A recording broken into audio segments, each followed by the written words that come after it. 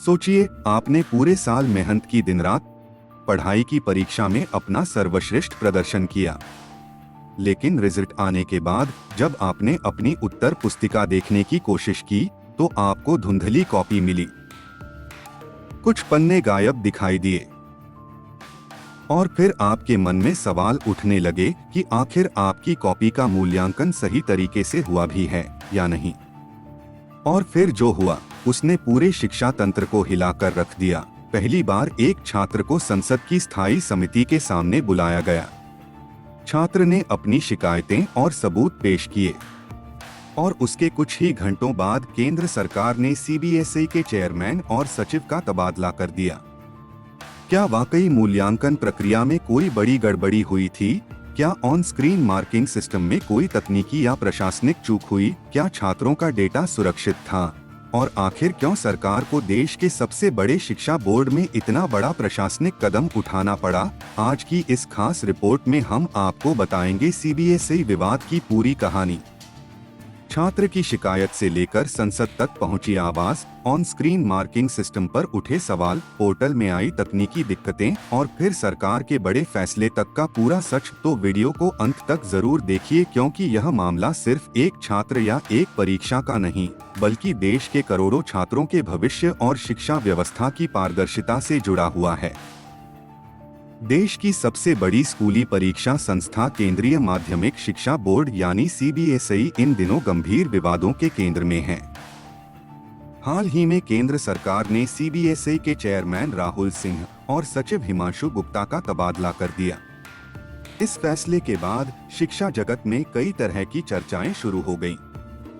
सूत्रों के मुताबिक सरकार पिछले कई हफ्तों से पूरे मामले पर नजर बनाए हुए थी। छात्रों और अभिभावकों की लगातार बढ़ती शिकायतों के बाद विभिन्न स्तरों पर समीक्षा की गई और फिर यह प्रशासनिक कार्रवाई सामने आई। इस पूरे विवाद की शुरुआत तब हुई जब सीबीएसई ने 10वीं और 12वीं बोर्ड परीक्षाओं के परिणाम घोषित किए। रिजल्ट आने के बाद बड़ी संख्या में छात्रों ने अपनी स्कैन की गई उत्तर पुस्तिकाएं देखने के लिए आवेदन किया, लेकिन यहीं से शिकायतों का सिलसिला शुरू हो गया। कई छात्रों ने आरोप लगाया कि उन्हें जो स्कैन कॉपियां उपलब्ध कराई गईं, वे स्पष्ट नहीं थीं। कुछ कॉपियां धुंधली दिखाई दे रही थीं। कुछ छात्रों ने दावा किया कि उनकी उत्तर पुस्तिकाओं के कुछ पन्ने दिखाई नहीं दे रहे थे। वहीं कुछ छात्रों ने मूल्यांकन प्रक्रिया पर भी सवाल उठाए। इसी दौरान एक नाम सबसे ज्यादा चर्चा में आया, 12वीं के छात्र सार्थक सिद्धांत का। सार्थक सिद्धांत ने ऑन स्क्रीन मार्किंग यानी ओएसएम प्रणाली में कथित गड़बड़ियों को लेकर आवाज उठाई। मामला इतना गंभीर हो गया कि उन्हें संसद की स्थायी समिति के सामने अपनी बात रखने के लिए बुलाया गया। बताया जा रहा है कि मंगलवार दोपहर करीब 1 बजे सार्थक सिद्धांत ने समिति के सामने विस्तृत प्रस्तुति दी। उन्होंने मूल्यांकन प्रक्रिया, स्कैन कॉपियों और तकनीकी समस्याओं से जुड़े मुद्दों को समिति के सामने रखा। सबसे दिलचस्प बात यह रही कि किसी छात्र को इस तरह सीधे संसदीय समिति के सामने बुलाया जाना बेहद दुर्लभ माना जाता है। और फिर कुछ ही घंटों बाद केंद्र सरकार ने सीबीएसई के चेयरमैन और सचिव का तबादला कर दिया। इसके साथ ही ऑन स्क्रीन मार्किंग सेवाओं से जुड़े टेंडर और खरीद प्रक्रिया की जांच के लिए एक विशेष समिति के गठन की भी घोषणा की गई। अब सवाल उठता है कि आखिर यह ऑन स्क्रीन मार्किंग सिस्टम है क्या? दरअसल ओएसएम यानी ऑन स्क्रीन मार्किंग एक डिजिटल मूल्यांकन प्रणाली है।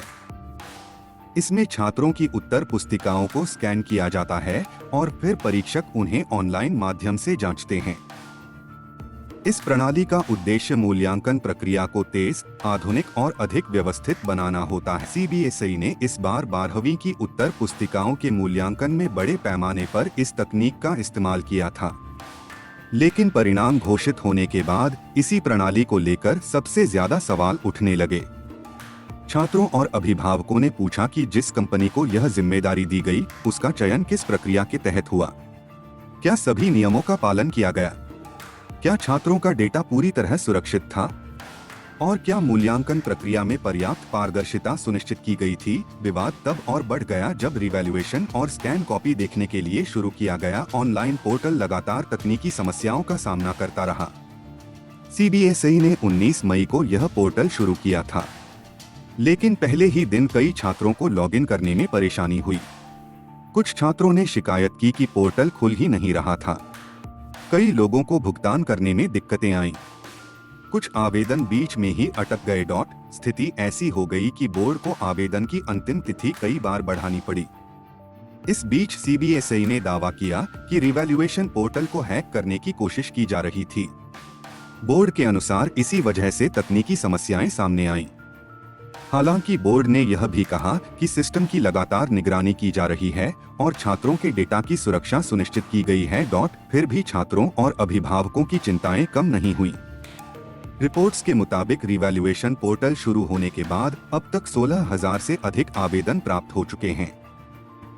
यह संख्या बताती है कि बड़ी संख्या में छात्र अपने परिणाम और मूल्यांकन को लेकर स्पष्टीकरण चाहते हैं। अब सरकार ने पूरे मामले की जांच के लिए एक विशेष समिति का गठन किया है।